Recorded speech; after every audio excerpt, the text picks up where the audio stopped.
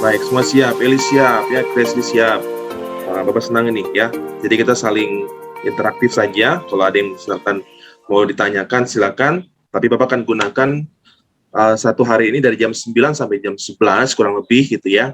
Dengan 2 pertemuan. Gitu ya. Berarti ada 2 pokok materi yang akan Bapak sampaikan. Itu sudah akan harusnya masuk, gitu ya. Dan Bapak akan coba bagikan ke wajah-wajah yang antusias, ya. Luar Papua, ada yang dari luar Papua? Saya Pak, dari Toraja. Oh, Hizkia. Berarti SMA di Toraja kemarin. Oh, oke. Hizkia SMA di Toraja. SMK Pak. SMK di Toraja, oke. Siapa lagi yang paling jauh? Saya dari Ambon, Pak. Oh, Sheryl dari Ambon. Kenapa pilih ke Uncen, Sheryl? Karena menarik gitu, Pak. Menarik ya. Menarik apa nih? Menarik hati saya untuk masuk di Uncen dan ikut Asik jurusan ya. planologi. Memang di Patimura tidak ada planologinya. Tahu, Pak. Soalnya baru ini kemarin. Kenapa dari Toraja? Siapa lagi yang dari luar Papua? Sheryl ya, tadi Sheryl ya dari Ambon. Saya Pak. Dari mana, Andre? Dari Sumatera Pak. Woi, Sumatera apa nih? Sumatera Utara Pak. Oh, kenapa pilih ke Papua? Karena ada abang di sini Pak, jadi mumpung sekali jadi di universitas inilah. Oh, jadi sambil sama keluarga lah ya, sama abang gitu ya? Iya Pak, begitu lah Pak. Baik, jangan tegang ya, kita santai saja ya, karena juga nih belajar tentang bahasa. Iya Ya. Pak. Sesuatu yang tiap hari sebenarnya kita kalian sudah kuasai harusnya gitu ya, tapi kadang-kala karena kita pengaruh adat gitu ya, pengaruh dengan budaya teman-teman, sehingga bahasa-bahasa yang kita gunakan itu seringkali bukan bahasa yang baku gitu ya, atau kita sebut sebagai non baku ya. Tujuannya adalah kurang lebih selama 4 tahun ini kalian belajar untuk akhirnya kan nanti kalian lulus itu keluar dengan satu tugas akhir ya. Itu yang seringkali ditakuti oleh mahasiswa-mahasiswi ya. Mereka pikir, waduh seseram itu kan nanti tugas akhir gitu ya. Banyak yang sampai putus asa kan. Pak, Ibu dosen di PWK ini berharap supaya kalian ini sebenarnya orang atau mahasiswa-mahasiswi yang mahir ketika menulis tugas akhir ya. Kalau misalkan kalian sudah terpikir topik mulai dari semester ini, silakan ya. Kalian mungkin bisa ada punya buku khusus tersendiri. Kalian catat, kalian bisa amati lingkungan kalian, kira-kira apa ini yang saya bisa angkat yang berkaitan dengan planologi. Ini adalah rencana topik bahasan kita, kurang lebih selama 10 pertemuan. Bapak dan Ibu Monita akan membagikan topik ini, dan khusus Bapak itu di pertemuan 1 sampai pertemuan kelima ya. Pertemuan 1 sampai dengan pertemuan kelima, sementara pertemuan ke-6 sampai dengan pertemuan ke-10 itu akan dibawakan oleh Ibu Monita. Jadi jangan, karena kalian juga pasti di SMA kan sudah belajar tentang bahasa ya, belajar tentang bahasa, nulis minimal kalian suruh mengarang lah tuh waktu, atau misalkan jawaban esai gitu ya, esai apa yang dimaksud dengan ya, jelaskan menurut pengertian Anda apakah yang dimaksud gitu kan. Nah, itu cenderung berarti kalian menuliskan kalimat. Nah, untuk pertemuan hari ini di hari Selasa tanggal 2 bulan September, ntar penulisan karya ilmiah, ada beberapa di situ pengertian termasuk jenis-jenisnya. Kemudian pertemuan kedua hari ini penulisan huruf, kata dan unsur serapan. Tapi Bapak akan lebih soroti dalam syarat kebahasaan. Oke, kita masuk ya. Materi pertama kita mengantar penulisan karya ilmiah.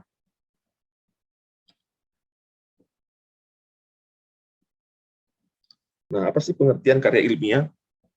Karya ilmiah itu bisa disebut juga sebagai karya tulis ilmiah atau karya ilmiah, atau dalam bahasa Inggrisnya scientific paper gitu. Ya.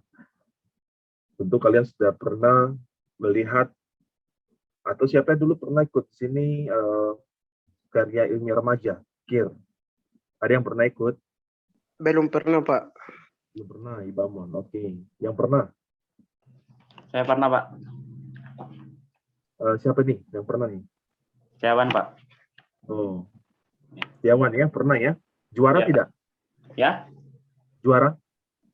ya maksudnya pas penilaian akhir ujian itu kan ada KIR. Jadi itu ini Hmm, setiap Oke. siswa wajib. Wajib ya. Siapa lagi selain Setiawan? Misalkan pernah dengar KIR lah ya, karya ilmiah remaja, berarti itu kan sesuatu yang mengambil sebuah topik ya, sebuah topik itu kalian bahas tentang perilakunya atau misalkan sistem kerjanya, sehingga kalian mendapatkan suatu kesimpulan. Itu kan seperti itu prinsipnya. Nah, beberapa pengertian dari beberapa para ahli menurut Robert Day dan Barbara Gastel. Nah, ini kalian sambil perhatikan ya waktu menulis-nulis ini, karena apa?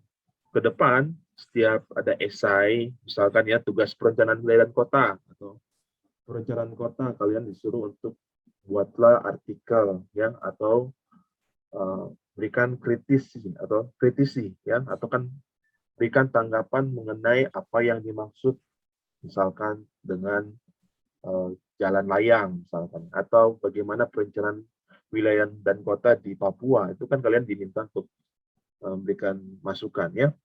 Nah, menurut Robert Day dan Barbara Gastel, a scientific paper is a written and published report describing original search result ya. Jadi karya ilmiah itu adalah laporan yang sudah ditulis terus dipublikasikan yang menggambarkan hasil temuan sebenarnya. Jadi kalau apa yang kalian teliti itu kalian tulis ya, ditulis lalu dipublikasikan. Dipublikasikan itu supaya apa? Supaya orang-orang lihat untuk baca, ya kan? Ada nggak yang nulis sesuatu terus nggak dibaca? Pengennya nggak dibaca deh, saya simpan saja. Ya mungkin surat cinta ya, atau keluh kesah. Oke, jadi karya ilmiah itu adalah laporan yang ditulis. Yang beda ya, kalau tadi itu kan surat mengagumi seseorang gitu ya. Tapi karya ilmiah ini adalah suatu laporan seperti ada bentuk tertulis. Kalian mengamati sesuatu, misalkan poin ini kalian amati, terus kalian tuliskan sesuatu, kalian publish ya, kalian menyampaikan. Oke, itu tadi menurut Day dan Barbara Gastel. Yang kedua, menurut Proto Wijoyo dalam Arifin tahun 2018 halaman 1 sampai 2 ya. Ini berarti bisa bentuknya jurnal atau artikel ya yang diambil. Karya ilmiah merupakan karangan ilmu pengetahuan yang menyajikan fakta dan ditulis menurut metodologi penulisan yang baik dan benar. Jadi waktu kalian menyampaikan sebuah karya ilmiah, berarti yang disampaikan adalah data, fakta yang kalian peroleh. Ada informasi di dalamnya, tapi disusun menurut metodologi penulisan ya. Jadi nggak cuma sekedar tulis gitu ya, misalkan dari A, B, terus balik lagi, putar-putar, lo ini kok balik ke sini gitu ya. Tidak, tapi ada, kalau dikatakan itu runtun ya, berurutan, ada tahap-tahapannya ya. Ya, jadi metodologi penulisan yang baik dan benar. Kemudian, menurut Eko Susilo M, jadi dia nulis ini di tahun 95, di halaman 11. Jadi kalau kalian cari buku yang ditulis oleh Eko Susilo, ini tidak dicantumkan namanya ya, biasa nanti nama-nama mereka ini di dalam daftar pustaka. Itu di mata kuliah kita di pertemuan berikutnya dengan Ibu Munita. Karangan ilmiah merupakan suatu karangan tulisan yang diperoleh sesuai dengan sifat keilmuannya ya. Jadi kalau misalkan kalian PWK yang dibahas geologi ya, tidak ya, tulisan yang diperoleh sesuai dengan sifat keilmuannya. Jadi kalau kalian planologi atau perencanaan wilayah kota, yang dibahas adalah kedokteran. Nah, ya, jadi yang sesuai dengan keilmuan kalian. Keilmuan kita dalam hal ini adalah perencanaan wilayah dan kota atau planologi. Dan didasari oleh hasil pengamatan, peninjauan, penelitian dalam bidang tertentu. Misalkan di PWK, itu kan nanti dibagi lagi ke dalam kelompok-kelompok keahlian ya. Ada yang transportasi, perencanaan wilayah, perencanaan pesisir ya, kawasan pesisir misalkan. Ada misalkan yang suka dengan sarana prasarana wilayah gitu ya. Ada juga misalkan yang suka dengan perencanaan perdesaan ya, macam-macam ya. Nanti kalian mana? Suka yang mana? Atau misalkan kalian suka manajemen pembangunan, kalian meneliti tentang evaluasi ya, kebijakan-kebijakan, peraturan ya yang terkait dengan PWK. Lalu disusun menurut metode tertentu lagi-lagi ya, bahwa tulisan tersebut disusun, dibuat mengikuti dengan metode tertentu dengan sistematika penulisan yang santun. Jadi kalau misalkan di tulisan itu nggak lagi tuliskan saya, penulisan ilmiah. Jadi misalkan nih, penelitian ini akan dilakukan selama 5 bulan. Saya akan mengambil sampel tidak ada lagi kata saya di situ. Termasuk kalau misalkan tulisan esai, bisa saja kalian akan menuliskan saya, gitu. Tapi kata saya ini akan dihindari, gitu ya. Jadi kalau misalkan jawab apa yang dimaksud dengan perencanaan kota. Nah, ya, kalian bagaimana caranya supaya mengantisipasi menghindari kata saya itu akan menggunakan awalan di bentuk pasif gitu ya. Tapi kata saya itu nggak ada. Lain halnya kalau misalkan kalian menyampaikan pendapat. Menurut saya atau menurut hemat saya perencanaan kota adalah, paham ya sampai sini? Paham? Paham. Paham, Pak. Oh, yang di laptop mungkin bisa langsung ketik paham ya. Jadi biar Bapak juga bisa lihat respon baik.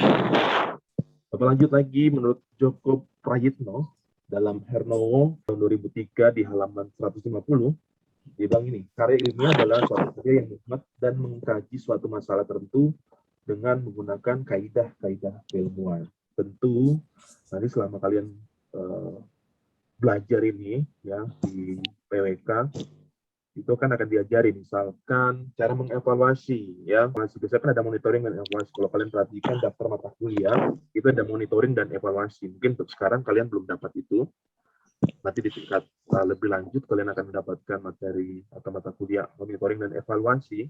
Nah, itu ada proses-prosesnya, ada tahapan-tahapan yang perlu dilakukan dalam saat kalian memonitor atau mengevaluasi ya. Terus siapa lagi nih yang menyatakan pendapatnya?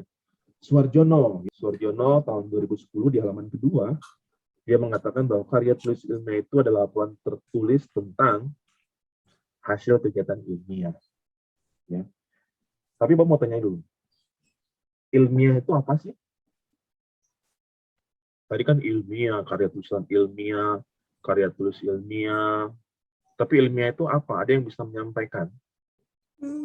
Ilmiah adalah suatu prosedur atau tata cara sistematis yang digunakan para ilmuwan untuk memecahkan masalah-masalah yang dihadapi. Baik ya, Jevit Hawaii, terima kasih. Terus ada lagi yang raise hand tadi itu, Rio ya. Terima kasih Jevit. Ilmiah itu apa ya? Hasil penelitian dan pengembangan, tinjauan, ulasan, kajian, atau pemikiran oleh perseorangan, Pak. Oke, kaidah atau cara-cara yang dipakai para ilmuwan ya. Itu tadi Ingrid juga menyampaikan hal itu ya, pengertiannya. Betul ya, jadi memang kaidah atau tata cara yang dipakai, tapi nggak cuma ilmuwan ya. Ilmuwan kan cenderung mereka itu seorang peneliti gitu ya. Walaupun memang ilmuwan itu nanti mereka yang kebayang sama kalian, ilmuwan itu apa? Kerja di lab kan? Kerja di lab, terus dengan baju putihnya gitu ya. Nah, bukan saja cuma itu, tapi kalian juga bisa dikatakan sebagai seorang ilmuwan ya. Karena apa? Karena kalian melakukannya dengan kaidah-kaidah yang ilmiah, yang masuk di akal ya istilahnya ya. Begitu. Bapak lanjut lagi ya, pengertian berikut. Karya ilmiah adalah karangan atau tulisan laporan yang merupakan hasil kegiatan ilmiah meliputi ya pengamatan, peninjauan, penelitian dalam bidang tertentu ya. Dalam bidang tertentu ini berarti ya bisa di planologi, ya, bisa di geologi, di teknik sipil, arsitektur, dan segala macam, yang disusun menurut metode tertentu dengan sistematika penulisan yang bersantun bahasa dan isinya dapat dipertanggungjawabkan. Itu paling penting ya.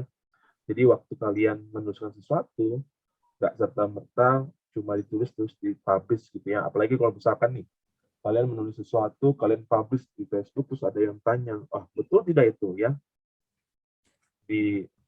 Dimintai pertanggungjawaban yang misalkan mengenai kebenaran atau keilmiannya ya. Baik, sampai dari sini bisa juga mengerti ya mengenai pengertian yang ada ini.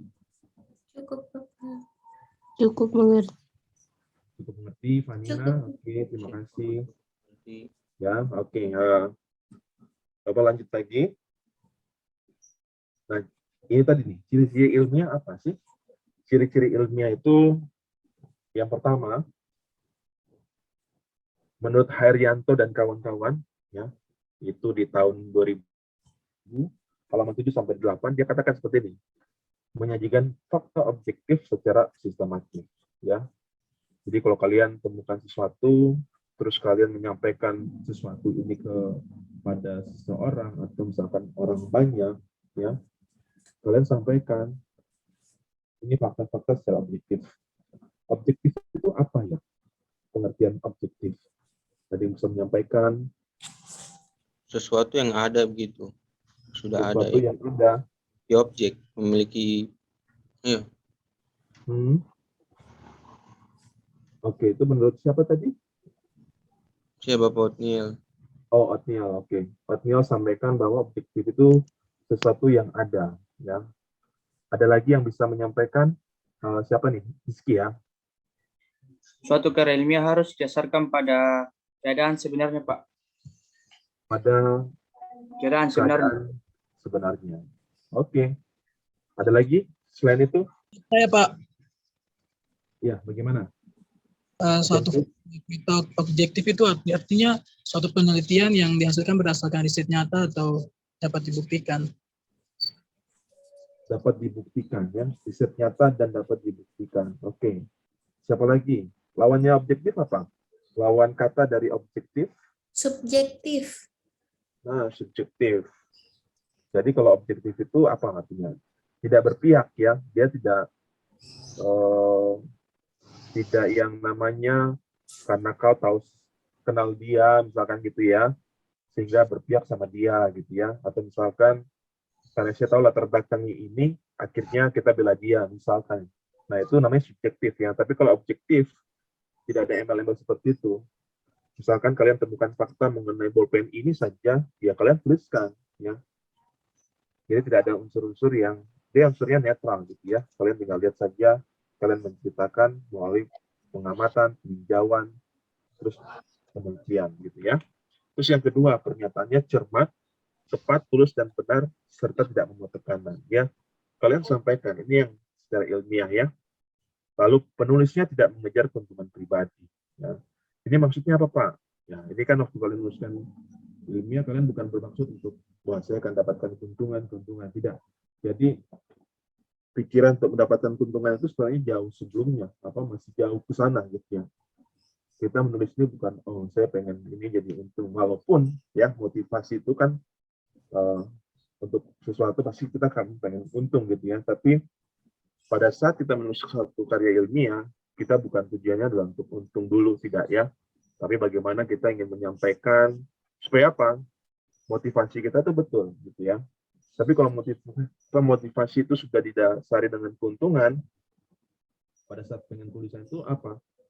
Nanti akan ini sudah tidak sistematis, sudah buyar, sudah bias gitu ya, tidak lagi netral ya, karena kita sudah mau bagaimana caranya ini untung ya. Kecuali kalian menulis novel ya, menuliskan novel ya, menuliskan komik gitu ya, itu kan pengen juga. Selain itu hobi kalian juga bagaimana caranya untuk mendapatkan keuntungannya. Kemudian penyusunannya dilaksanakan secara sistematis, konseptual dan prosedural. Lalu tidak memuat pandangan-pandangan tanpa dukungan fakta. Jelas ya dari tadi ya. Pertama kita sudah dapat bahwa harus ada fakta ya. Lalu tidak emotif atau menunjukkan perasaan. Ini yang tadi Bapak sampaikan ya. Tidak lagi emotif atau menunjukkan perasaan. Tidak bersifat argumentatif, tetapi sebenarnya terbentuk atas dasar fakta. Begitu. Jadi penulisan karya ilmiah itu didasari oleh fakta-fakta yang ada pada sesuatu yang kita sedang bahas itu. Ya. Oke, sampai sini ada yang mau ditanyakan dulu? Atau link absennya bermasalah tidak kan ya? Atau apa terlalu cepat? Tidak. Ada yang mau tanya Bapak. Oke, siapa? Saya Pak Riki Osu. Oke, Reki Osu ini posisi di mana? Di Jayapura. Oh, di Jayapura. Baik. Bagaimana Reki? Apa kata objektif dan subjektif ini masuk dalam kata baku atau tidak? Objektif atau subjektif ini masuk kata baku atau tidak? Nah, nanti kalian akan dengar sendiri ya. Objektif itu yang biasanya harusnya, ya. Sementara tidak bakunya adalah objektif. Nanti kita akan belajar ya, mana di pertemuan habis ini jam 10, nanti Bapak akan tampilkan ya beberapa yang objektif dan beberapa unsur yang baku dan non baku. Begitu ya. Jadi Reki, terima kasih, tahan dulu. Nanti kita akan jawab di pertemuan jam 10 sebentar ya. Terima kasih, Pak. Oke, ya. Berikutnya, siapa di sini yang bahasa Indonesianya dapat di bawah 7 lah, di bawah 8 lah? Ada? Atau nilai bahasa Indonesianya lebih rendah dibandingkan nilai bahasa Inggris? Ada Pak. Ada ya. Ada, Iya. Pak. Jadi lebih jago bahasa Inggris dibandingkan bahasa Indonesia. Bahasa Inggris Pak. Itu, Bamon lebih jago bahasa Inggris dibandingkan bahasa Indonesia. Iya Pak. Wah, dahsyat ya. Jadi yang pengen tanya-tanya bahasa Inggris, tanya Ibamon. Ibamon dari mana nih? Dari Wamen Yaukimo Pak. Yaukimo, oke. Ini berarti lagi di Yaukimo betul nih? Tadi posisi di Jayapura Pak. Oh, sudah Jayapura, baik. Iya. Ya. Siapa lagi yang bahasa Inggrisnya lebih tinggi dibandingkan bahasa Indonesia? Gak apa-apa sih, ya. Gak masalah kan? Kadang gitu ya, kalau secara mengerjakan mungkin lebih mudah bahasa Inggris. Tapi waktu mengerjakan bahasa Indonesia justru lebih bingung gitu ya. Ini maksudnya apa? Gitu ya. Baik, Bapak lanjut lagi ya. Iya. Jenis karya ilmiah, ya ini adalah beberapa jenis karya ilmiah yang kalian perlu ketahui. Ya, yang pertama tentu kita sudah mengenal tentang makalah, ya. Pernah kan bikin makalah? Nah, Ya, pernah. Beberapa lembar gitu ya, terus dijilid pakai plastik sama kertas cover ya, lalu Iya. dilakban sisi kirinya gitu ya, standar banget ya. Gitu. Kalau dulu tuh zamannya masih pakai ini loh, nggak pakai lakban tapi semacam penjepit dimasukin ke dalam, nggak tahu masih sekarang masih nggak sih seperti itu ya. Dia tinggal dijepit kertasnya gitu masuk sudah ya. Mungkin sekarang sudah sistem lakban saja ya. Jadi karya tulis ilmiah yang memuat pemikiran tentang suatu masalah atau topik tertentu berdasarkan data di lapangan yang ditulis secara sistematis dengan analisis yang logis dan objektif ya. Lagi-lagi ya, logis itu sesuai masuk akal tidak gitu ya. Kemudian objektif, kita banyak dengar nih kata objektif hari ini ya, kata kuncinya. Baik, makalah berarti semua sudah pada buat, sudah pada pernah bikin ya. sudah Bapak. Tidak lagi yang asing tentang makalah. Nanti ada yang tanya makalah itu makanan apa, tidak ya? Ya, jadi makalah itu ya laporan juga ya, tapi lebih tipis sifatnya. Biasanya kalian bikin untuk memenuhi mata pelajaran apa gitu ya. Terus artikel ya, ilmiah bisa, populer juga bisa.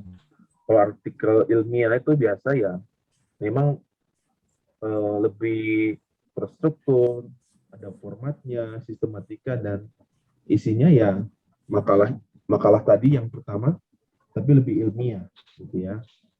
Terus yang berikutnya ada artikel ilmiah populer ya. Biasanya ini artikel ilmiah ditulis dengan gaya bahasa populer untuk dimuat di media massa ya. Bisa itu surat kabar ya, atau koran, bisa juga majalah atau tabloid. Ada yang berlangganan tabloid di sini?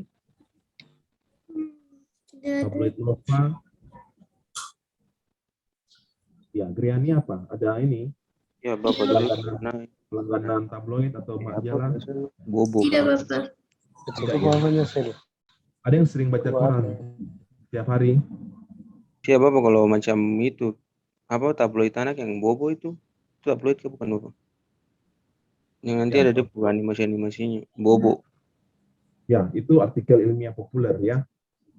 Kalau kalian baca buku di dalamnya juga kan ada cerita-cerita tentang ilmiah ya, dikemas sedemikian rupa supaya apa? Supaya menarik buat orang yang baca ya, disesuaikan dengan umurnya. Kalian kebayang nggak kalau misalkan majalah bobo terus cuma tulisan ya? Itu anak-anak pasti bosan kan? Jadi dikemas demikian rupa dengan gaya yang diminta oleh media tersebut. Ya, biasanya ditambahkan warna. Ya, kalau bobo. Ada yang langganan bobo masih? Lupa. Masih ini ya, Osniel, masih langganan bobo. Sudah tidak. Sudah Dulu tidak. kalau Ya, tidak apa-apa sih kalau misalkan masih langganan dikumpulkan terus jadi bundel gitu ya, dibuat bundel, dikumpulkan ya. Siapa tahu nanti di tahun 2030 atau 40 dicari gitu ya, pengumpul majalah bobo, siapa tahu ya. Oke, itu tadi tentang artikel. Yang ketiga, skripsi. Ya, skripsi ini ya, kalian ini nanti ya, di beberapa tempat ada yang mengatakan skripsi, ada juga yang mengatakan tugas akhir ya. Tugas akhirnya itu ya berbentuk skripsi ya. Gitu ya. Jadi kalau dibilang tugas akhir skripsi ya sama-sama aja sebenarnya ya. Gitu ya. Nah, ini apa nih? Karya tulis ilmiah, penelitian yang dibuat secara sistematis berdasarkan metode ilmiah yang dilakukan oleh mahasiswa S1 ya.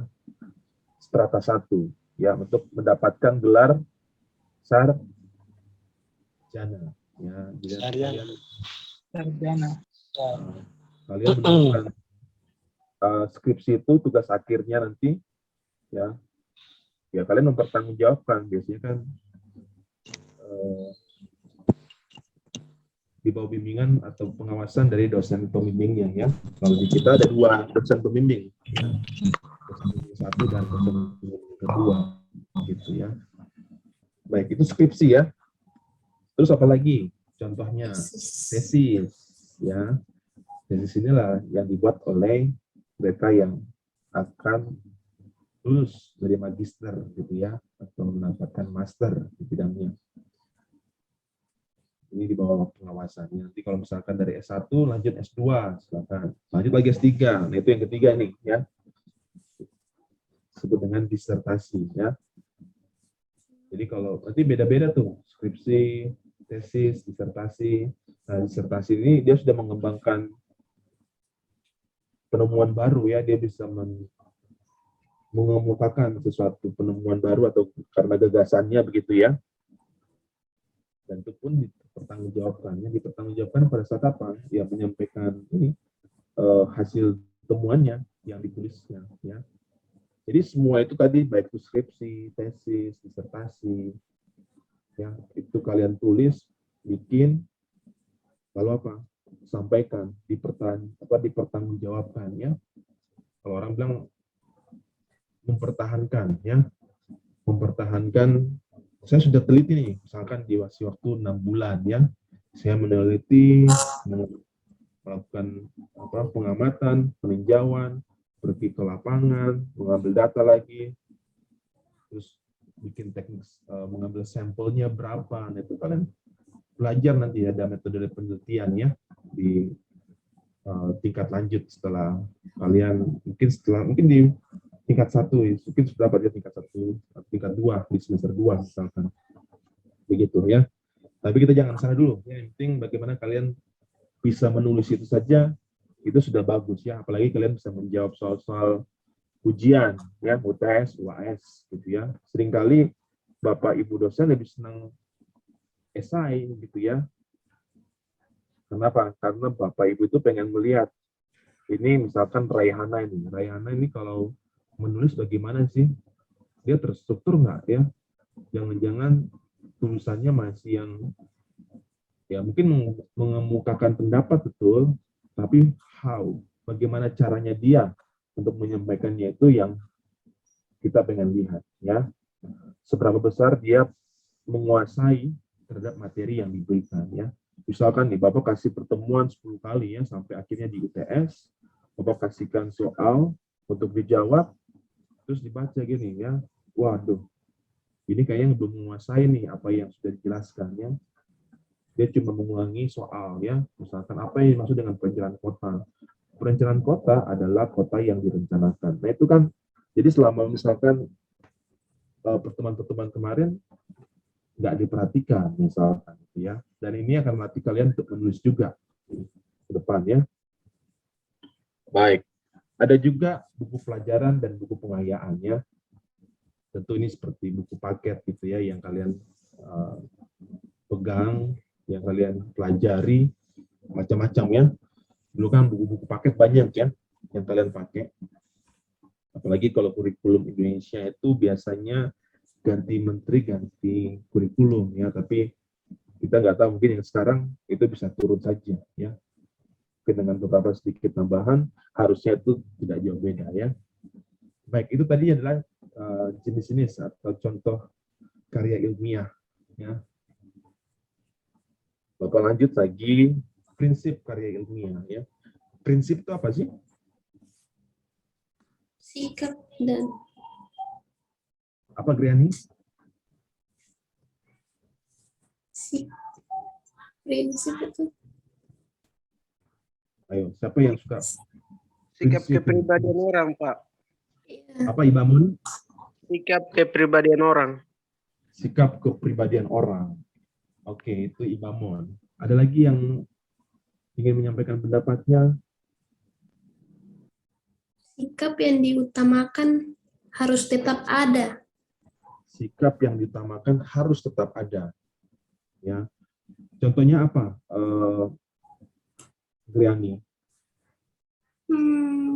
Prinsip apa? Misalkan saya itu punya prinsip. Nah, kalau ini, nah itu. Ada nggak yang bisa menyampaikan contoh prinsip? Contohnya Yang lain? Pas permisi, ini contohnya tuh seperti kita ingin melakukan satu hal dan ada orang lain untuk memberikan saran, bukan saran, kayak ya, memberikan saran atau apa, dan kita tetap berpegang teguh atas pendirian kita untuk melakukan hal itu. Itu yang namanya prinsip menurut saya. Oke, terima kasih. Dia sampaikan bahwa ketika misalnya ada sesuatu yang mau diberikan yang tidak baik, terus dia sudah tahu bahwa itu tidak baik, ya dia akan bilang tidak sesuai dengan apa yang menjadi pendirian dia, ya begitu. Ya, oke. Ada juga yang mengatakan nih dari Victoria Sada, prinsip itu seperti pokok pikiran yang menjadi tumpuan, ya. Ada juga dari siapa nih, dari Marta Tika, prinsip asas kebenaran yang menjadi pokok dasar berpikir atau bertindak, ya. Betul ya, mungkin kita tahu nih prinsip.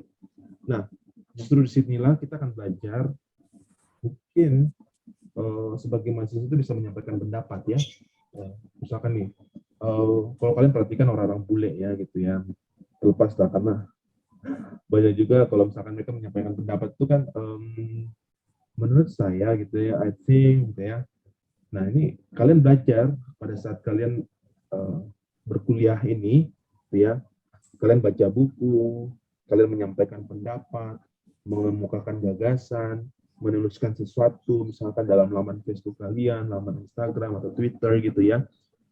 Nah itu apa? Untuk untuk menggugah kalian tentang sesuatu hal gitu ya. Tapi tetap tadi prinsip karya ilmiah ini tidak boleh dilupakan ya.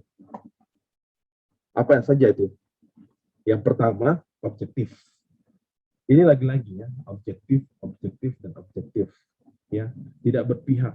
Ya, tidak berpihak karena kita tahu ini, karena kita kenal si ini, ya, tidak. Ya, objektif, tidak subjektif, gitu ya.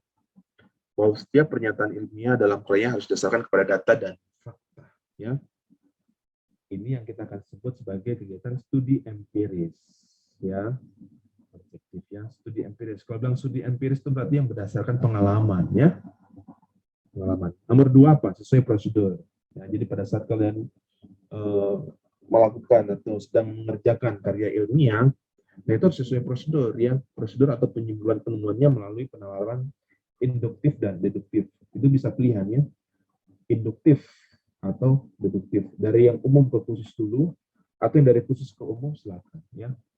Kira-kira mana yang ingin kalian sampaikan, tapi itu semua ada prosedurnya ya. Yang ketiga itu rasional ya, rasional dalam pembahasan data ya. Jadi data yang kalian peroleh, informasi yang kalian kumpulkan itu bukan cuma sekedar dikumpulkan terus gaya-gayaan ya, mohon maaf, datanya banyak. No. Data itu untuk apa? Untuk kalian olah, untuk kalian bahas ya.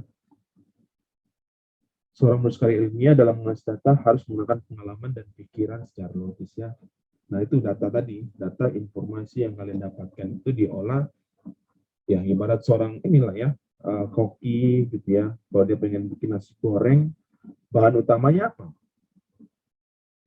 Bikin nasi goreng itu. Nasi. Nasi ya. Nasi, Pak. Nasi ya.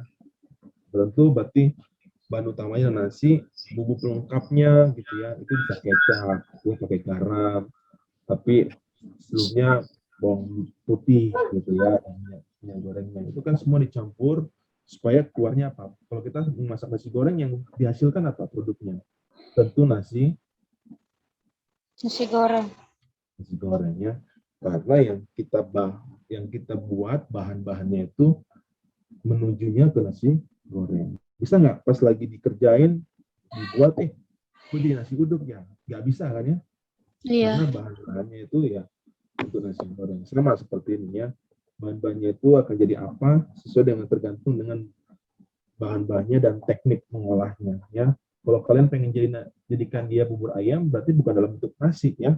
Berarti berasnya dimasak lebih lama, lebih banyak air ya, begitu ya. Ini prinsip karya ilmiah ya. Jadi objektif, sesuai prosedur, rasional ya. Nah ini topik karya ilmiah. Waktu kalian ingin menentukan topik karya ilmiah, Pak, saya tuh susah sekali loh menentukan topik karya ilmiah. Bahkan sampai sudah mau lulus saya tidak dapat topik ini, susah. Apa ya? Tapi ngomong-ngomong, ada nggak di antara kalian yang sudah punya topik karya ilmiah? Ini tips saja ya, tidak berlaku mutlak. Tapi kalau misalkan kalian ingin dapatkan topik, cobalah cari yang sedang aktual ya. Aktual itu apa? Yang sedang marak. Kalau sekarang bahasanya apa? Happening ya. Yang trending, Pak. Betul. Yang viral. Ya. Apalagi ya, trending, viral, yang happening gitu ya. Yang hari-hari ini orang sedang bahas gitu ya. Misalkan tentang tanah hak ulayat ya. Kalian bahas. Ini kalau saya bahas dari sisi ke perencanaan wilayah dan kota ini bagaimana nih pengembangan di Papua terhadap tanah hak ulayat ya. Terus bagaimana sih konsep pembangunan yang cocok diterapkan di Papua misalkan ya. Secara kita planologi ya. Kita mau kembangkan Papua ini bagaimana sih yang pas gitu ya. Mungkin tidak tepat lah, mungkin tidak semuanya bisa mengakomodir, tapi setidaknya kalian bisa mengungkapkan hasil penelitian kalian gitu ya. Jadi topik karya ilmiah itu harus yang aktual ya. Kemudian akrab. Akrab itu artinya apa ya? Berasal dari dunia atau bidang kehidupan yang akrab dengan penulis ya. Karena nanti apa? Ada yang misalkan di antara kalian tuh saya suka transportasi gitu ya. Saya suka manajemen gitu ya. Saya suka hukum dan administrasi ya. Ada juga mungkin saya suka tentang perdesaan, Pak. Saya suka tentang sarana prasarana wilayah dan kota. Nah, itu biasanya apa yang kalian tulis kalian suka di situ, gemar di situ ya. Gitu ya. Ada tentang perumahan dan pemukiman gitu ya, masing-masing ya. Jadi silakan kalau misalkan kalian membahas di bidang tersebut, dari sekarang misalkan kalian sudah dapatkan pandangan saya pengen tulis tentang ini gitu ya. Lalu yang ketiga, nilai tambah ya. Memiliki nilai tambah atau memiliki arti yang penting baik bagi penulis sendiri atau bagi orang lain. Jadi pada saat kalian menuliskan sesuatu ya, kalian berpikir bahwa saya akan memberikan kontribusi nyata gitu ya, walaupun mungkin sifatnya di karya tulis gitu ya, untuk ini adalah untuk memenuhi syarat untuk jadi sarjana, tapi siapa yang tahu ya, siapa yang bisa sangka kalau misalkan ternyata tulisan kalian tuh jatuh ke orang lain, misalkan dia punya jabatan gitu ya, kepala dinas misalnya atau kepala bidang atau orang yang berpengaruh baca, kalian menuliskan sesuatu, wah ini betul juga nih kalau diaplikasikan misalkan ya. Padahal mungkin tujuan kalian cuma untuk tulis karya ilmiah gitu ya, tulis skripsi ya. Karena pada saat kalian menuliskan tugas akhir atau skripsi tersebut, nanti ada tulisan tuh manfaat penulisan ini untuk siapa saja. Gitu ya. Makanya waktu kita menuliskan itu nggak cuma sekedar tulis asal-asalan gitu ya. Tentu tulis ini, waktu saya tulis ini, saya berharap mungkin ada orang yang lihat, lalu kalau ide saya ini diambil oleh orang tersebut dan diterapkan, semoga memberikan kontribusi. Ya, itu tadi nilai tambah yang dimaksud. Ya. Kemudian apa lagi? Selaras dengan tujuan penulis dan selaras dengan calon membaca. Tadi itu ya, bahwa apa yang kalian ingin sampaikan dengan apa yang orang lain baca itu selaras ya. Wah, ini pas banget nih, saya lagi cari-cari ini. Terus kalian lagi tulis, ya sudah ketemu deh itu. Namanya match, apa sih istilahnya ya, klop lah gitu ya. Kemudian asli atau original ya, tidak kopian, tidak plagiat, yang tidak meniru ya. Jadi apa yang kalian bikin tuh ya originalnya kalian, versi aslinya kalian, tidak yang karena sudah dibahas orang lain terus kalian bahas lagi ya. Terus Pak, boleh nggak kalau bahasnya sama? Apa topiknya, tempatnya mungkin boleh sama, apa bahasnya boleh sama tapi mungkin tempatnya beda gitu ya, boleh ya. Saya mau bahas tentang kemacetan Pak, saya mau evaluasi ya, mungkin silakan mengevaluasinya. Yang si penulis A dia pernah bahas di sini di wilayah A, saya pengen bahas di wilayah B ya, silakan, tapi tentu kalian sesuaikan lagi, jangan jebret semua diambil ya, di copy paste atau misalkan ditiru apa yang menjadi milik orang lain ya. Itu yang kita sebut dengan plagiat ya. Nggak mau kan kalau dicap sebagai plagiat. Terus berikutnya adalah relevan ya, tidak menyulitkan pencarian data. Jadi kalau kalian lagi ngerjain tugas akhir ya, bikinlah tugas akhir itu yang menurut kalian datanya mudah lah ya. Bapak nggak memberikan semacam harus yang mudah-mudah gampang, no, tidak. Bapak dulu waktu kuliah di Bandung, tugas akhir Bapak di Papua gitu ya, tentang apa, tentang tanah hak ulayat malah ya, tentang hak ulayat, ketemu dengan beberapa kepala suku, terus bertemu lagi dengan orang-orang di dinas gitu ya, instansi pemerintah daerah, bahkan MRP Bapak juga ketemu untuk minta pendapat, masukan gitu tentang tanah hak ulayat. Nah, yang Bapak sampaikan kalau itu pun kalian anggap masih relevan, silakan ya. Misalkan serial, saya mau balik ke Ambon Pak, di sana tentang tanah adat juga Pak. Itu, nah kalau misalkan yang relevan ini artinya apa? Masih bisa untuk kalian jangkau gitu ya. Baik itu secara data, baik itu secara tempat. Jangan misalkan kalian punya uang cuma sekian, terus kalian pengen yang jauh-jauh gitu ya. Nah, mungkin cari aja yang dekat-dekat dengan kalian ya, tentang sarana dekat ke tempat tinggal kalian gitu ya, sanitasi gitu ya, kebersihan ya, masih banyak lah. Tentang kekumuhan, misalkan kalian tinggal di daerah padat penduduk ya, atau misalkan tentang kemacetan ya, kesemrautan, misalkan yang tinggal di Punas 3, misalkan bagaimana cara menata ini, atau banjir misalkan ya, seputar Jayapura. Tapi buat kalian tadi misalkan siapa ini tadi yang Damus ya, siapa yang dari Yahukimo, Pak saya ingin pulang ke Yahukimo bikin tugas akhir, ya silakan gitu ya, tidak masalah juga kalau mau pulang. Terus saya ingin setelah saya dapatkan ilmu di Jayapura, kayaknya ini kalau saya ambil lokasi studi saya di Yahukimo misalkan, ya silakan saja gitu ya, tidak apa-apa. Baik, itu cara kalian untuk memilih topik karya ilmiah gitu ya. Nah, ini sedikit lagi, tadi Bapak tambahkan 5 menit, tahap persiapan ya, tahapan kalian pada saat untuk menulis karya ilmiah, ada tahap persiapannya, kalian menemukan masalahnya gitu ya, kemudian kembangkan kerangka pemikirannya. Jadi waktu kalian sudah menemukan masalah, buat kerangka pemikirannya. Pak, kerangka pemikiran itu apa? Itu istilahnya kalau kalian dari A menuju ke Z, tentu kalian akan tempuh B, C, D. Nah itu, waktu saya temukan masalah, apa yang saya mau lakukan ya? misalkan kerangka pemikiran ya. Terus ajukan hipotesis atau kalian menduga, oh jangan-jangan kalian mulai bikin pertanyaan penelitian gitu ya. Apakah betul gitu ya? Apakah betul kemacetan ini disebabkan jumlah angkot yang makin banyak? Ternyata waktu kalian teliti bisa jawabannya iya, bisa tidak gitu kan? Tergantung dari hasil penelitian kalian. Kemudian metodologi ya, mencakup berbagai teknik. Nanti diajarkan di metodologi penelitian ya. Bapak cuma menyampaikan saja secara garis besar dari tahap persiapan, kemudian tahap penulisannya ya.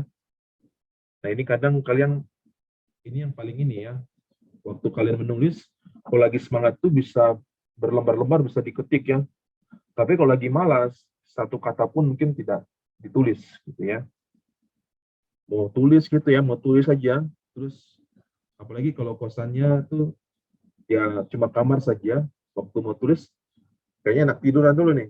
Pas rebahan, sudah jam 4, mandi lagi, makan, nonton, sudah akhirnya nggak dikerja-kerjakan gitu ya. Nah ini tantangan terbesar itu pada saat juga penulisan ya. Kemudian apa? Tahap penyuntingan. Pada saat kita sudah mau selesai, sudah mau beres itu harus dicek lagi ya.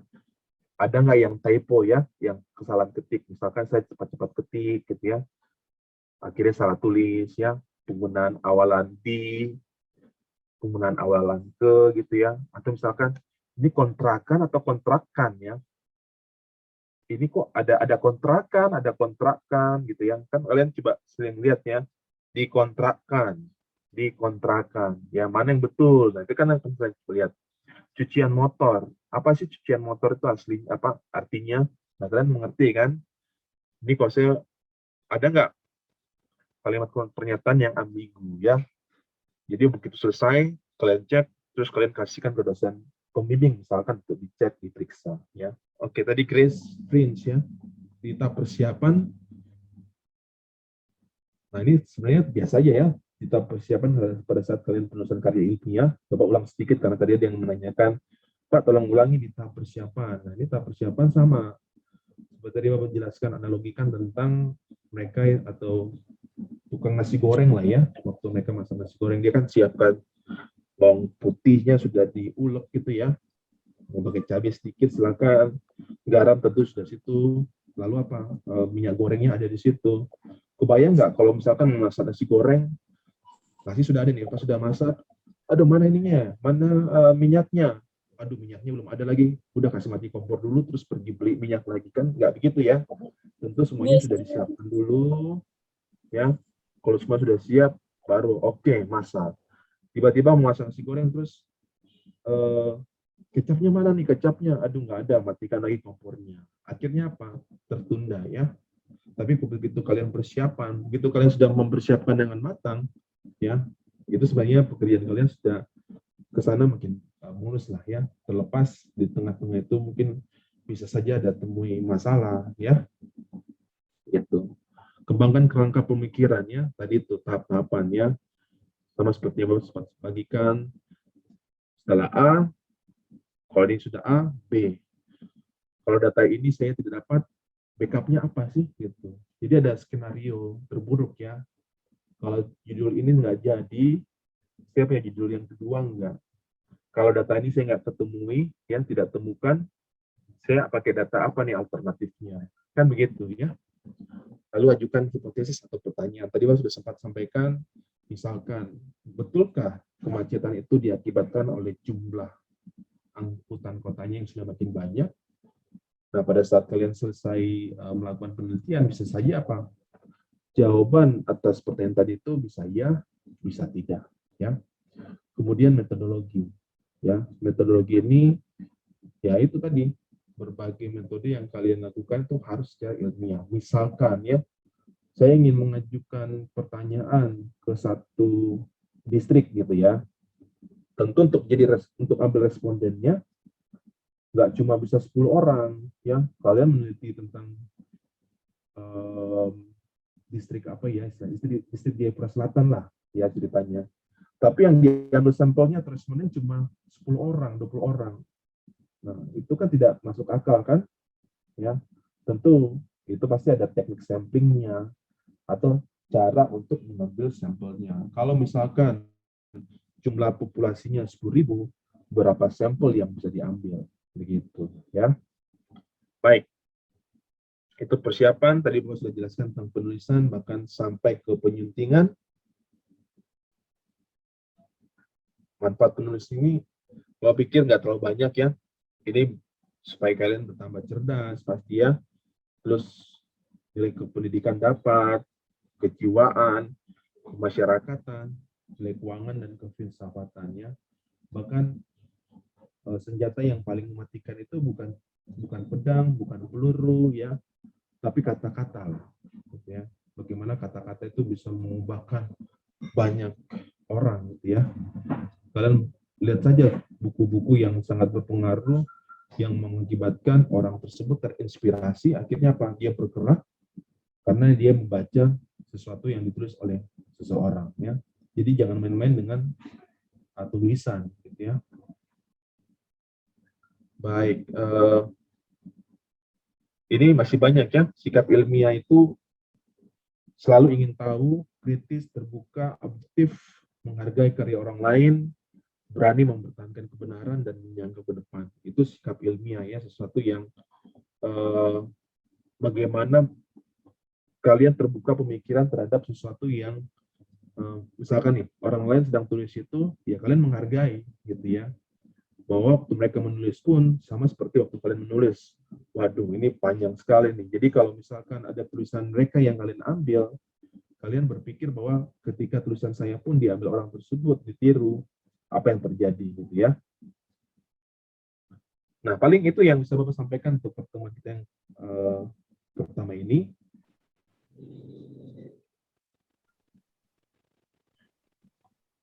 Nah ini, calon sarjana itu harus melakukan kegiatan ilmiah. Betul ya. Kegiatan ilmiah, kalian belajar, kalian baca, terus kalian melakukan pengamatan, apalagi penelitian, itu ya kegiatan ilmiah gitu ya. Kemudian apa? Kegiatan ilmiah itu memerlukan kemampuan menata tulisan dalam karya ilmiah ya. Kadang kita bisa untuk berpikir di dalam ini ya, maksudnya dalam pikiran kita ini kita perlu banyak sesuatu yang kita bisa pikirkan ya. Ada sesuatu yang kita pengen menyampaikan, tapi pada saat dituangkan dalam tulisan itu susah, ya enggak ya. Kalian bisa, aduh, saya berpikir gini, pada saat ditulis, mentok lagi gitu ya. Kayak sesuatu yang terbentuk dengan tembok gitu ya, susah untuk bagaimana dapatkan inspirasi, ide. Nah, caranya apa? Kalian juga harus sering baca buku ya. Bagaimana caranya untuk menulis ya? Juga cara baca buku, perbanyak baca buku ya. Ketika membaca buku itu, kalian akan lihat, oh ya tulisannya kayak gini ya. Ya, minimal pasti akan ada yang lengkap ya di dalam pikiran kalian. Jadi pada saat kalian ingin membuat satu gagasan, waktu kalian menulis berhadapan dengan misalkan di laptop kayak gitu, itu pasti akan ada yang sesuatu yang kalian bisa tuangkan gitu ya. Tapi kalau nggak pernah baca buku terus menulis, ya agak susah gitu ya. Baca apa sih Pak? Baca buku paket ya, atau jurnal misalkan, atau artikel ya, misalkan buku-buku yang kalian rasa memberikan inspirasi orang-orang gitu ya, atau buku biografi ya orang-orang sukses atau yang berhasil ya. Baca sebanyak itu. Karena leader is a reader ya. Seorang pemimpin itu seorang yang baca buku ya. Kalau mau jadi pemimpin ya harus sering baca buku gitu ya. Supaya tahu apa yang bisa, karena dunia sering berkembang ya. Kalau kita nggak pernah baca buku, otak kita nggak pernah dilatih dengan membaca, berarti pada saat kita menulis sesuatu itu rasanya mentok gitu ya. Terus tata tulis karya ilmiah itu memerlukan kemampuan bahasa ilmiah. Ya, tiga ya, bahasa ilmiah, baik itu ejaan, tata kata, dan tata kalimat. Untuk kita bisa mengeja dengan betul, ya, lalu bisa menata kata dengan baik, ya, lalu menata kalimat. Gitu. Karena gini loh, kenapa kita ini memang harus menulis? Karena jurusan kita planologi atau PWK ini, kalian bandingkan coba ya, kalau teknik arsitektur ya, atau teknik sipil, mereka hasilnya bisa berupa gambar ya, hitungan-hitungan, memasukkan draft gitu ya, atau misalkan struktur ya, menggambarkan bagaimana sih hubungan antar tulangan gitu ya di konstruksi. Nah, kalau planologi apa yang dihasilkan? Tulisan kan, rencana tata ruang ya, rencana tata ruang. Nah, waktu kalian, siapa pernah lihat buku rencana tata ruang wilayah? Atau jangan buku rencana tata ruang deh, master plan saja. Buku biru atau misalkan grand design sesuatu perencanaan kota Timika, ya, apa cuma pakai bahasa bebas gitu ya, atau rencana tata ruang Kabupaten Sentani, Kabupaten Jayapura gitu, atau Kota Jayapura. Nah, itu kan isinya apa? Tulisan, ya. Bagaimana menyampaikan sesuatu itu ya ditulisan. Mau tidak mau memang harus menulis, gitu ya. Lalu penyajian. Nah, ini penyajian nih, pemeragrafan ya. Itu Pak bukan pemeragrafan. Nah, ini nanti kalian belajar PTKS ya, mana yang luluh. Kalian pasti sudah belajar di SMA ya. Kalau misalkan dia bertemu dengan ketika diberikan awalan, terus ketemu dengan huruf P, T, K, S. Ya ini ada luluh gitu ya, P-nya hilang. Jadi pemeragrafan ya, pemeragrafan, lalu penalaran, kemudian tipografi, bisa formatnya, ukuran kertasnya bagaimana, jenis kertasnya, marginnya ya, kanan kiri atas bawah, catatan kaki, daftar pustaka, indeks, tabel, dan gambar. Banyak sekali gitu ya. Tapi kalau sudah terbiasa dengan makalah kemarin pada saat di SMA sih harusnya sudah terbiasa ya. Nanti tinggal menambahkan saja. Lalu juga perbanyak untuk main-main di perpustakaan ya. Lihat, pinjam skripsi kakak-kakak kelas kalian ya, senior-senior kalian baca. Oh, tulis skripsi itu kayak gini ya. Oh iya iya ya. Mulai dari covernya ya, sampulnya, mulai terus masuk ke dalam, kalian perhatikan cara penulisannya. Oh begini. Jadi supaya kalian dapat bayangan ya. Ini nanti yang akan saya tulis misalkan di tahun keempat saya kuliah misalkan. Jadi kalian sudah main-main, kalau main-mainnya kemana? Main-main ke perpustakaan. Atau misalkan kalian searching, cari tentang skripsi, kalian baca, oh sistematikanya seperti ini ya. Kalau dulu sih, Bapak, kalau kita lagi menunggu mata kuliah gitu, ya kita main aja ke perpustakaan. Pinjam skripsi, karena memang tidak bisa dibawa pulang. Lalu juga bukunya diambilin gitu ya. Karena buku-buku lain boleh ambil sendiri, kecuali skripsi harus diambilkan. Ya, itu pun catat nama. Setelah selesai baru dibalikin lagi ya. Kalian bisa perhatikan berarti betapa pentingnya skripsi itu kan. Disimpannya saja berbeda loh gitu ya. Sesuatu yang penting sama yang tidak penting kan terlihat dari cara menyimpannya atau cara dia dirawat gitu ya. Berarti yang kalian kerjakan nantinya adalah sesuatu yang sangat penting ya. Begitu pentingnya ini sehingga kalian harus mempelajarinya ya. Kemudian arti menulis apa? Nah, ini kalian mengekspresikan, mengaktualisasikan, lalu ada edukasi ya. Bapak, bahasa ilmiah itu samakah dengan bahasa baku? Nah, ini bahasa baku dan non baku itu biasa yang kita sering pakai ya, gunakan dalam percakapan sehari-hari ya. Bahasa kita ini seringkali nanti slide berikut akan mencoba menggambarkan ya bagaimana bahasa-bahasa kita itu ya. Jadi sambil bersabar, terima kasih untuk pertanyaannya. Nah, ini menulis dan membaca. Ya, tadi Bapak sudah terangkan baca buku ya. Kalau kalian tanya misalkan Barack Obama, Pak dia baca buku nggak? Dia baca buku. Dia bisa sekitar sekarang ya jadi orator paling dahsyat di muka bumi ini ya. Dia karena baca buku. Kebayang nggak kalau dia nggak baca buku? Ya mungkin dia nggak jadi Barack Obama yang seperti sekarang ya. Itu karena kesukaannya kan membaca buku. Kalian mau tanya orang yang sibuk sekalipun, dia masih sempatkan untuk baca buku ya. Apalagi yang kita punya waktu yang banyak, terus urusannya nggak terlalu super duper seperti mereka yang ngurus negara misalkan ya. Mereka masih bisa baca buku ya. Apalagi kita harusnya lebih bisa untuk baca buku ya, begitu. menulis karangan ilmiah, ada yang untuk syarat akademis, ada juga syarat intelektual. Ya, orang terlihat dia bagaimana seintelektualnya, misalkan karena dia menulis penelitian. Yang profesor-profesor itu ya karena melakukan banyak penelitian, ya poinnya bertambah dengan sistem yang ada di kampus misalkan, yaitu menunjukkan tingkat intelektualitas dari seseorang gitu ya. Terus apa lagi? Tujuan kalian bisa membuat laporan. Nanti kan ujung-ujungnya lagi waktu kalian menulis karya ilmiah ini adalah bagaimana bisa menulis dengan menggunakan bahasa Indonesia yang benar dengan baik, ya, bukan lagi bahasa Indonesia yang baik dan benar, tapi bahasa Indonesia yang benar tapi baik gitu ya. Karena ada yang benar mungkin belum tentu baik, ya. Baik itu menurut norma etika atau sopan santun atau situasi kondisi, dan benar itu menurut logika dan kaidah bahasa, ya. Baik dan benar.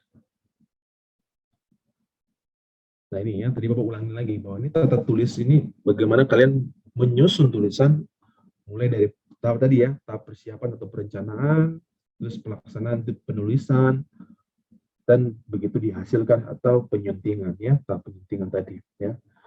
Caranya apa? Menggunakan bahasa, lalu pengurutan materi, bagaimana cara naskah tersebut ditampilkan, itu paling penting. Karena beberapa ada yang misalkan ya asal tulis ya, dari beberapa tugas akhir yang Bapak lihat gitu ya, bahasa-bahasanya terpengaruh dengan bahasa daerah misalkan ya, atau memiliki makna ganda yang dimaksudkan A tapi karena ditulisnya beda atau penempatan komanya tidak tepat, sehingga apa artinya jadi berbeda, makna yang didapat pembaca itu tidak dapat ya. Maksudnya penulisnya mau A loh gitu ya, tapi yang dibaca B gitu ya. Kemudian bahasa yang digunakan dalam karya tulis ilmiah ini adalah bahasa Indonesia ragam ilmiah ya. Nah ini setiap bahasa itu memiliki ragam bahasa, lalu ada variasi pemakaian bahasa, juga dipengaruhi oleh bunyi bahasa, intonasi, morfologi, diksi itu pemilihan kata ya, istilah dan sintaksis. Sintaksis itu kalian belajar struktur dari kata tersebut ya, pembentuk-pembentuknya apa sih ya. Buat kalian yang suka bahasa, suka bikin puisi ya, yang suka akan karya sastra seseorang, pasti akan menghargai betul bahwa untuk menghasilkan suatu karya itu tidak mudah gitu ya.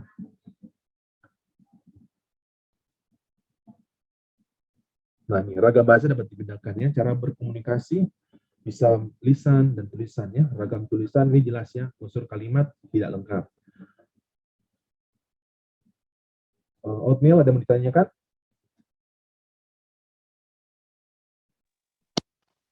Tadi ini belum terlalu ini mengerti morfologi itu artinya apa, Bapak? Morfologi itu bentuk ya. Belajar tentang bentuk kata tersebut ya, bentuk kata. Diksi itu pemilihan kata, lalu itu istilah, itu definisi, terus itu sintaksis itu struktur kata, misalkan subjek, predikat, objek ya. Saya membaca buku di kamar. Nah, itu ya, kalian pasti sudah pernah belajar itu ya, bahwa kalimat yang bagus itu sebenarnya yang memiliki tadi itu SP, O, lalu keterangan ya, gitu ya. Jadi morfologi itu bentuk dari kata ya. Lalu ragam bahasa dapat dibedakan ya. Komunikasi yang baik itu ya ketika yang mendengar sama yang menyampaikan tuh sama-sama jelas gitu ya. Nah, ini cara berkomunikasi itu bisa lisan, bisa juga lewat tulisan. Yang kita sedang lakukan saat ini adalah melalui lisan ya. Ini walaupun lihat gini ya, ini lisan ya. Unsur kalimat tidak lengkap. Bebas kan, Bapak ngomong kayak gini kan bebas, tidak harus yang terstruktur gitu ya. Tapi kejelasan makna dibantu oleh unsur non-linguistik. Kalau kalian tadi perhatikan, Bapak ada intonasi kan, ada tangan, ada mimik, waktu happy, waktu senang, ya senang gitu ya. Waktu rasa terkejut, nah itu kan kelihatan sekali pada saat itu lisan ya. Tapi kalau tulisan, ya biasanya harus lengkap, jelas. mohon maaf Bapak, kadang kalau misalkan istri SMS gitu ya, kirimkan SMS atau WA, kadang kan cuma singkat nih, ini maksudnya apa gitu ya. Beda kalau misalkan Bapak SMS atau WA, kadang jelas. Nanti habis dari sini ke sini gini. Jadi ngerti. Tapi kalau kadang WA satu, ini apa ya maksudnya ya? Apalagi Bapak pernah berhadapan nih sama yang SMP ya, dulu ngajar les gitu ya. Itu bahasa Allah itu kadang huruf A kapital itu angka 4 gitu ya. L itu angka 1. Ini apa ya bacanya ya? Gitu. Harus ngerti dulu gitu ya. 41 terus ada tanda EA gitu ya. Padahal itu ya kan. EA lalu macam-macam ya, itu yang Bapak ingat nih, karena waktu baca itu ini maksudnya apa ya? Oh, terus diperbaiki lah ya, tidak pakai huruf 1 ya, mungkin karena kebiasaan dengan teman-temannya, apalagi kalau misalkan profil name-nya tuh ya 411 misalkan Chris Vince Ayomi sayang kamu selalu misalkan ya, itu contoh saja, itu bisa karena dipengaruhi oleh umur misalkan ya, atau teman-teman yang seusia yang jadinya apa kalau orang itu gaul ya, bahasa gaul. Baik.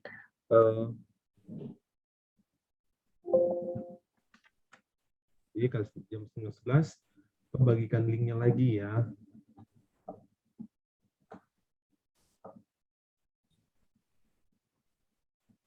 Silakan kalian nanti isikan sesuai dengan jam yang ada ya, menunjukkan kalian hadir. Baik, Bapak lanjut ya. Jadi kalau ragam tulisan itu cenderung harus lebih lengkap dibandingkan kalau kita ngomong. Kalau kita ngomong gini kan bisa ulang. Kok maksud apa ya? Kok saya maksud ini gitu ya. Tapi kalau tulisan ya, waktu tinggalkan pesan harus jelas, jangan sampai misalkan kita lagi pergi terbang ke Bali ya. Terus karena tidak jelas harusnya cuci piring gitu ya, yang ada malah jual piring misalkan ya. Lalu cara pandang tutor terhadap lawan bicara, ini harus jelas ya waktu kita komunikasi, topik yang dibicarakan atau ditulis, bidang kegiatan, itu macam-macam ya. Terus ragam bahasa, nah ini yang kita pelajari di perguruan tinggi ini, ya ini ragam bahasa ilmiah. Jadi itu sempat ditanyakan, Pak, kalau ragam bahasa ilmiah dan baku itu beda ya? Ya, kalau kita menuliskan bahasa-bahasa ilmiah, tentu di dalamnya itu harus mengandung bahasa yang baku, ya, misal yang baku ya. Kalau non baku bisa aja, Pak. Beberapa misalkan orang bakunya objektif gitu ya, tapi kan kadang orang tulisnya objektif. Berarti Bapak akan tunjukkan ya. Nah ini Bapak akan cepat saja nih. Nah ini baku ya, sesuai dengan yang Bapak tadi katakan, struktur bahasa yang digunakan sesuai dengan bahasa Indonesia itu kadang baku mengenal struktur kalimat atau kata. Nah ini contoh saja ya. Ini contoh, dikarenakan kekurangan tenaga dan biaya dan lain sebagainya, akhirnya proyek itu diserahkan pada perusahaan asing ya. Kata, kalau kalian perhatikan kata non bakunya apa di situ? Dikarenakan ya. Kata bakunya biasa disebabkan. Metode, ada yang bilang metode.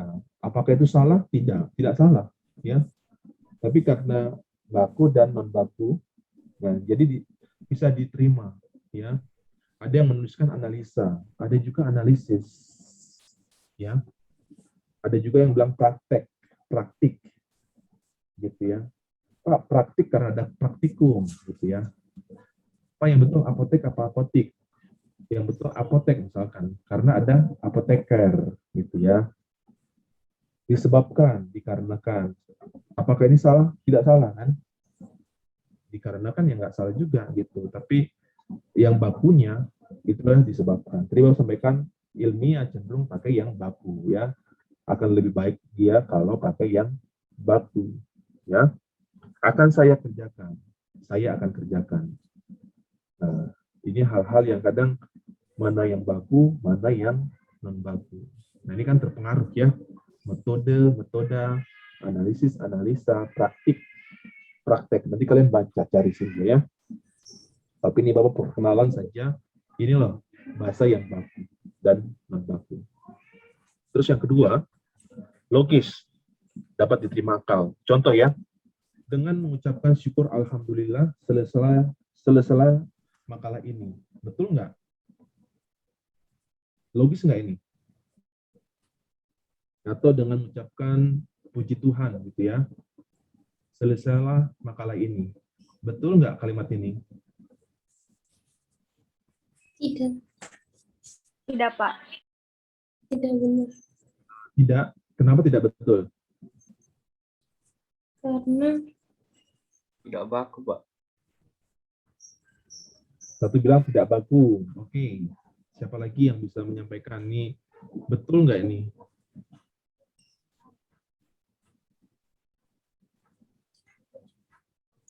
Dengan mengucapkan syukur alhamdulillah, selesailah makalah ini. Dia secara kalimat betul ya, tapi kalau secara logika, dia nggak masuk ya. Maksudnya dengan mengucapkan saja jadi selesai, tidak kan ya? Tentu harus dikerjakan ya. Terus, pernyataan itu tidak benar sebab kami belum menelitinya. Ya, pernyataannya siapa gitu ya? Pernyataan tentang apa ya? Nah, itu ya tidak logis ya, kecuali ada tulisan siapa pada halaman itu belum betul, dia harus lebih lebih detail ya, lebih rinci. Terus orang yang meminjam buku di perpustakaan harus segera dikembalikan. Salah atau betul nih? salah. Jadi dia maksudnya apa nih ya? Kalau tulisan kalimat ini kira-kira yang dikembalikan Seperti apa? bukan bukunya tapi macam orangnya yang mau dikembalikan gitu. Nah, ini ya. Jadi Jadi tidak kayak orang logis. jadi kayak loh ini orangnya apa bukunya yang dikembalikan kan? Iya. Nah, betul ya Grani ya. Dan ini harus diperhatikan ya pada saat kalian nulis, kalian baca kembali, ulang, lihat. Ini kalau saya baca saja tidak mengerti, apalagi orang lain gitu, ya. Orang yang meminjam buku di perpustakaan harus segera dikembalikan. Ini kan orangnya yang dikembalikan, bukan bukunya, ya. Lalu persoalan pendidikan di Indonesia akan ditingkatkan. Nah ini yang ditingkatkan apanya? Persoalannya, Pak. Persoalannya, Pak. Pendidikannya. Bukan malah pendidikannya yang ditingkatkan, malah persoalannya. Jadi ya persoalan yang muncul gitu ya.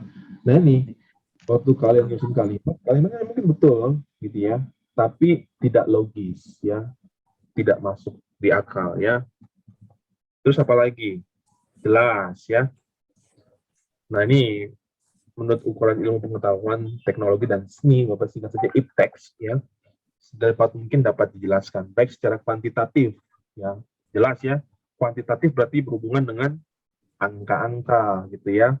Kalian harus di situ mulai melakukan bagaimana sih persentasenya, kalau perlu ada mean ya, rata-rata gitu ya. Lalu contohnya nih, keterangan yang dikemukakan dapat diukur secara pasti. Contoh, kami memerlukan modal banyak sekali. Nah, banyak sekali itu berapa? Gitu ya. Saya ingin lulus cepat. Nah, cepat itu seberapa cepat? Gitu ya. Saya ingin berat badan berkurang banyak. Banyak itu berapa? Ya. Mungkin buat orang lain 5 itu banyak, yang 10 juga banyak. Ya. Jadi harus ada sesuatu yang jelas terukur. Gitu ya. Untuk membangun jembatan Suramadu dibutuhkan tiang panjang banyak sekali. Nah, banyak sekali ini berapa jumlahnya? Nah, itu harus jelas. Ya. Kalian juga harus pada saat menulis sesuatu, itu harus bisa terukur. Misalkan, ya, jumlah penduduk di kampung Mai banyak sekali. Nah, ini banyak sekali ini berapa? Gitu ya. Ya, tentu ada ukurannya ya. Misalkan, berapa kakak, berapa orang, gitu ya. Terus tepat. Ide yang diungkapkan itu harus sesuai dengan ide yang dimaksudkan oleh atau penulis. Misalkan tidak mengandung makna ganda. Tadi Bapak sempat sampaikan yang tidak ambigu istilahnya ya. Maknanya harus tunggal. Contoh, di gudang itu terdapat 50 karung semen. Kalau kalian dikatakan seperti ini mana yang 50 nih? Karungnya saja atau semennya Kak? Nah, ini kan di laci ditemukan lembaran uang 30 5.000-an. Nah, ini kan bisa dimaksud ada sebanyak 30 uang 5.000-an gitu ya. Atau uang 30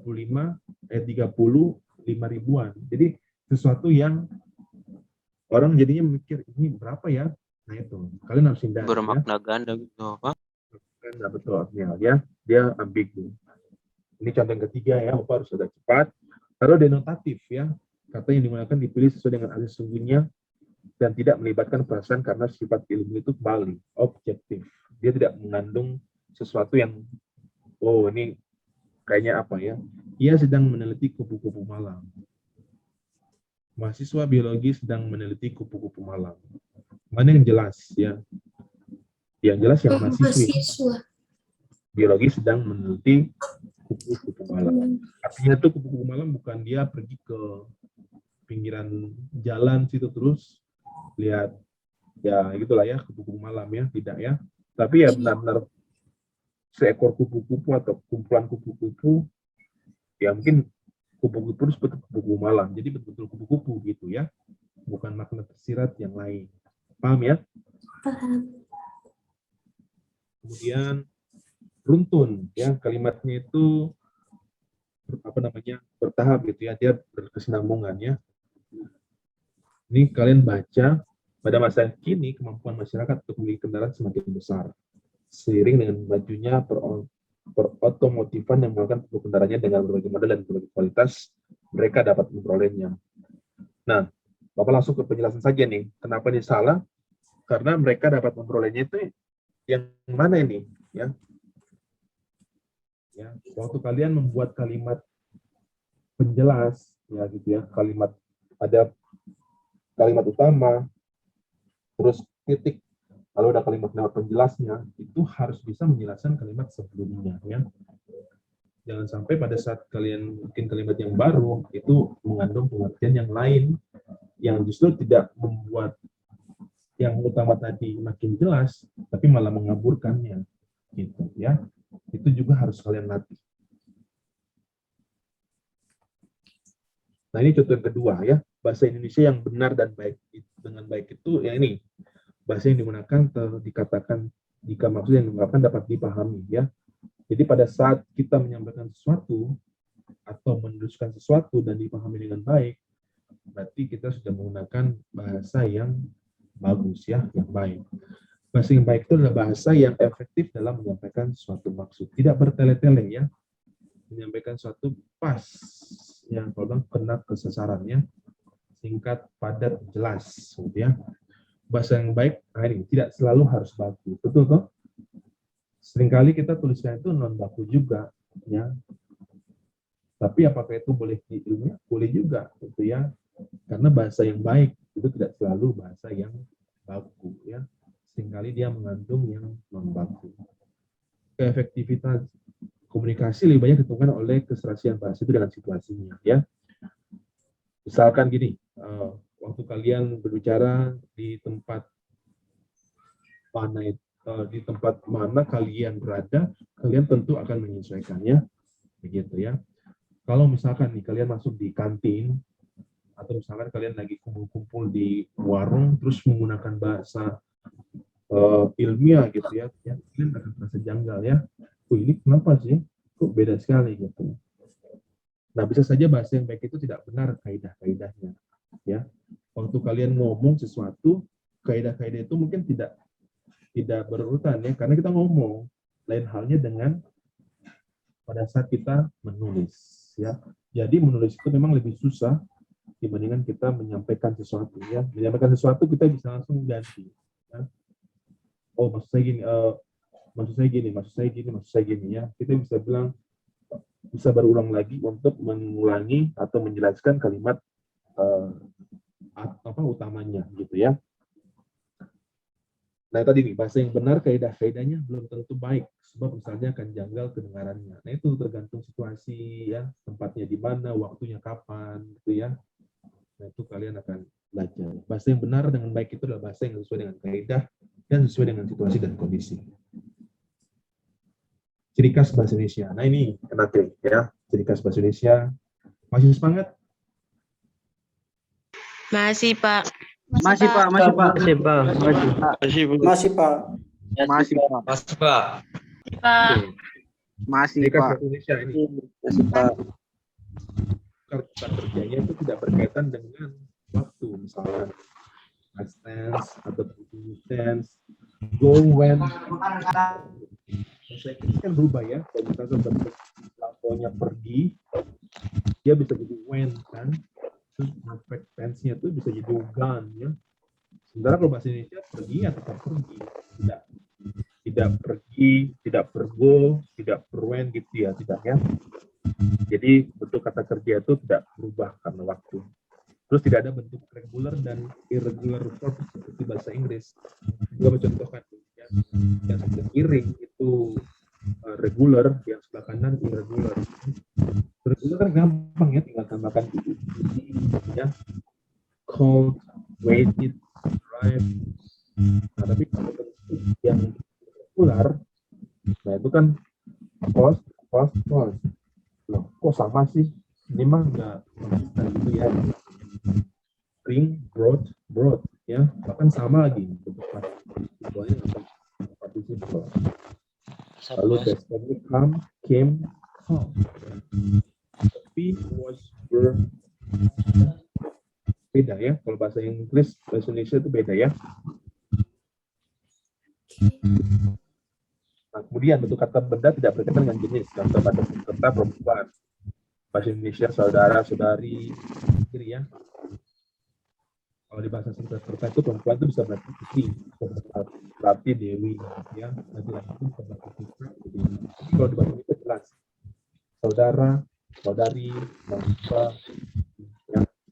Lalu bahasa bentuk kata benda gara-gara misalkan contoh ya ini, tidak mengenal kata singular dan plural ya. Satu rumah ya jelas, satu rumah. Dua rumah nggak berarti dua rumah, tidak kan? Kayak misalkan one mango, bahasa Inggris kan? Kalau dua mangga kan two mangoes ya. Tambahkan es belakangnya. Nah kalau kita kan satu mangga, tidak dua manggas kan? Gitu ya. Tetap saja dua mangga, tiga mangga, empat mangga gitu ya. Ini contoh nih bahasa Arab misalkan ya. Ilmidani itu dua murid. Ilmidun itu satu murid. Talamidun banyak murid. Jadi beda kata sudah beda arti gitu ya. Jadi bersyukur dengan bahasa Indonesia ya. Kita cuma mengucapkan apa yang kita tuliskan gitu ya. Kebayang kalau bahasa Indonesianya trims gitu ya. Berarti trims itu banyak terima kasih. Kalau trim terima kasih saja gitu ya. Tidak ya. Kita bersyukur sebagai mungkin bahasa yang termasuk yang gampang dipelajari sebenarnya ya. Lalu bagian penting diletakkan di muka ya. Bila unsur katanya lebih dari satu, misalkan warna. Kalau kalian menekankan tentang warna berarti ya merah darah, merah bata, merah marun. Tapi kalau mengenai darah merah, darah putih, darah biru ya. Terus bentuk dasar cenderung dua suku. Contohnya bidang, gizi, palu, kunci, bibir, jarang yang bahkan kalau nomor 6 tidak ada konsonan rangkap atau klaster di awal akhir suku kata. Misalkan stop. Di Indonesia jadinya apa? Stop. Ya. Tidak lagi stop tapi stop. Coba kalian perhatikan ya. Dilarang stop kendaraan di sembarangan tempat ya. Dilarang left hand gitu ya. Nah itu kan bahasa serapan dari luar ya. Strategi. Jadi nggak ada kayak gini strategi. Kalau di Indonesia berarti bukan Y belakangnya tapi I gitu ya. Instrumen. Tidak ada T di belakangnya. Instrumen saja. Jadi bahasa Indonesia tidak mengenal ada konsonan rangkap di awal atau akhir suku kata ya. Nah ini sudah akhirnya. Ada yang mau ditanyakan?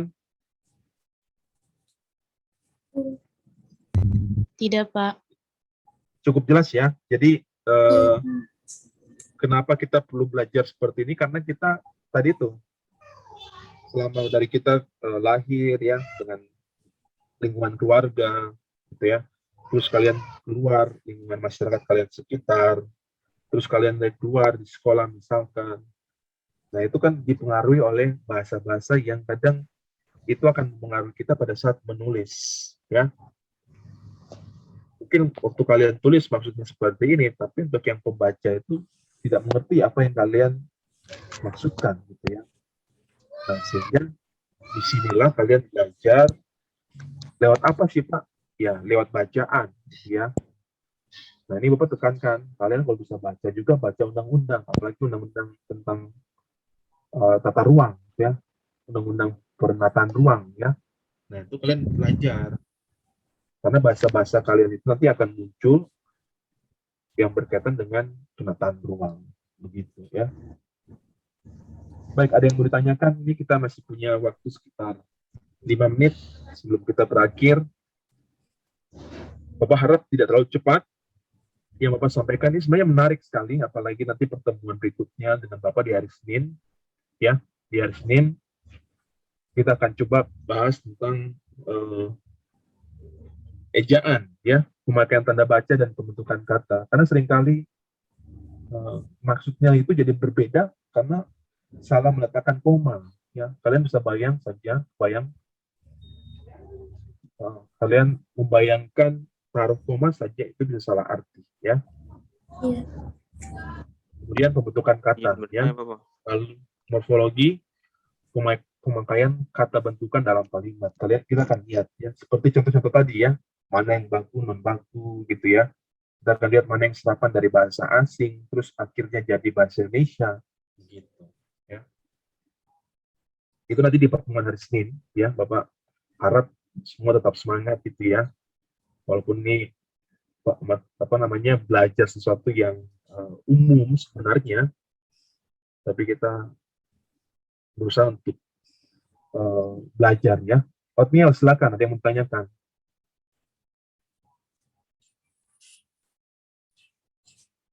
Ini Otniel raise hand ini, atau ada lagi yang lain? Saya siap izin bertanya Bapak. Jadi ini pertanyaan di luar materi sih Bapak.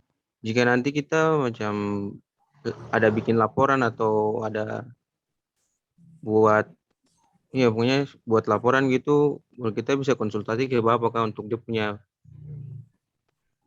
laporannya macam sudah penulisannya sudah tepat atau tidak, maksudnya kita bisa konsultasi ke Bapak kan? Yang saya mau tanya. Baik. Kalau konsultasi sebenarnya bisa saja sama dosen siapapun ya, karena mereka kan Bapak Ibu sudah menempuh ya yang kalian akan capai nih, yang akan kalian tuju sebenarnya ya. Jadi dengan dosen siapapun bisa. Terus yang kedua, sebenarnya nanti kalian juga pun akan dapat mata kuliah tata tulis begitu ya. Ini di matrikulasi ini hanya menyampaikan pengantar saja, untuk menyamakan saja ya, begitu kalian masuk ke dalam kuliah sebenarnya itu setidaknya kalian sudah dapat pembekalan. Tapi kalau misalkan ingin bertanya ke Bapak juga boleh, silakan, tidak apa-apa, tidak masalah ya. Tapi nanti Bapak akan, kalau Bapak mentok tidak bisa, pasti Bapak akan referensikan ke orang lain yang mahir di bidang. Begitu Otniel sama yang lain ya, tidak apa-apa. Siap Bapak, terima kasih untuk penjelasannya. Coba kita boleh foto bersama. Oke, 1, 2, 3, smile. Ya, oke. Sebentar ya, page berikutnya lagi. Satu kali lagi. Ya, untuk page 2. Oke, nyalakan videonya yang bisa nyalakan. Oke, satu kali lagi. Yang terakhir untuk yang lembar ketiga. Iya, excellent. Terima kasih. Terima kasih Ibu Rita. Terima kasih untuk anak-anak semuanya untuk hari ini. Nanti materinya akan diberikan di monitor. Dan untuk hari ini sekian dulu ya. Terima kasih Bapak. Terima kasih Pak. Terima kasih Bapak. Makasih Bapak. Terima kasih Pak Maruli. Terima kasih Bapak. Terima kasih semua anak-anak. Jangan lupa